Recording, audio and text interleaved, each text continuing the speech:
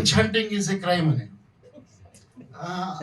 అక్కడ నాకు తెలియదు ఇంతకీ ఇంత 35 సంవత్సరాలు ప్రజాస్వామిక హక్కుల్లో మాట్లాడుతూ చట్టాలు ఇవన్నీ చదువుతూ టాటాకి వ్యతిరేకంగా పోరాటం, పోటాకి వ్యతిరేకంగా పోరాటం, తర్వాత ఊపాలని నేను అన్ని కూడా ఇన్ని చేసిన వాడు నాకే తెలియదు.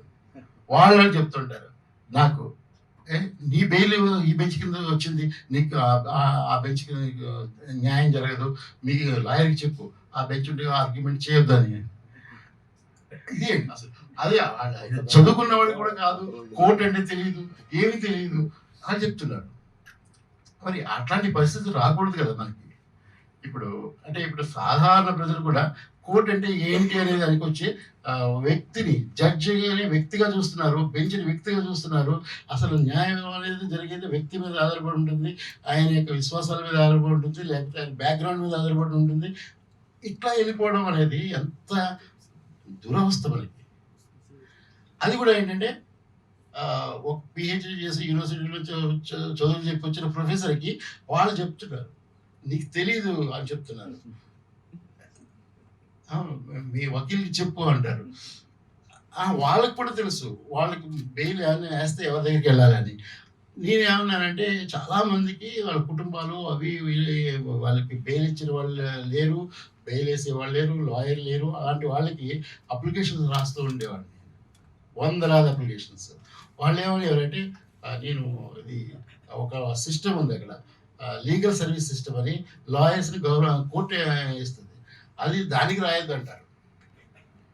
ఎందుకనంటే మాకు అన్యాయం జరుగుతుంది, ఆ లాయర్ వినడు, ఆర్గ్యుమెంట్ చేయడు, రాడు, మాట్లాడు, దానికి వద్దు అని చెప్తారు.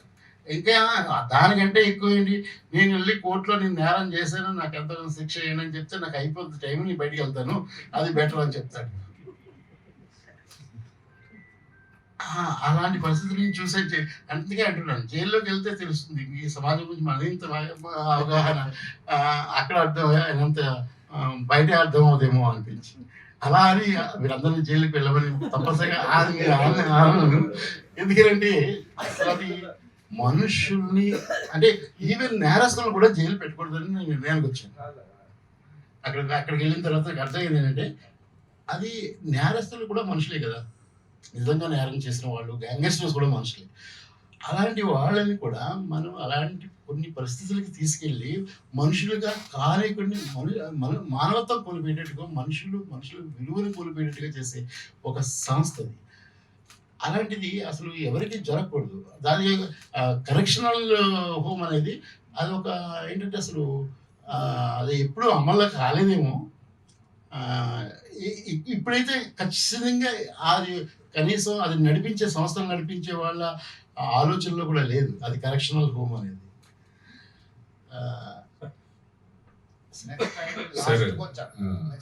సార్ ఎస్ఎస్ఆర్ శాస్త్రి అండి, నవ తెలంగాణ నుంచి. సార్ మీరు ఢిల్లీ యూనివర్సిటీ ప్రొఫెసర్గా పనిచేశారు, తర్వాత మానవ హక్కుల యాక్టివిస్ట్గా కూడా పనిచేస్తూ ఉన్నారు. సమాజాన్ని కాస్త కూస్తో చైతన్యవంతం చేసేటువంటి పరిస్థితుల్లో ఉన్నటువంటి మిమ్మల్ని దాదాపు 9 సంవత్సరాల పాటు రాజ్యం నిర్బంధంలో పెట్టినప్పుడు భవిష్యత్తు మానవ హక్కుల పోరాటాలకి మీ కేసు స్ఫూర్తివంతం అవుతుందా, విఘాతంగా మారుతుందా?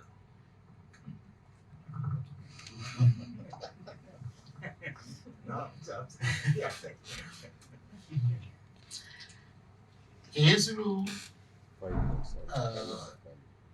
బ్రిటిష్ టైం నుంచి వచ్చేయిపోయి, చాలా పెద్ద పెద్ద కాన్స్పిరసీ కేసులు వచ్చేయిపోయి,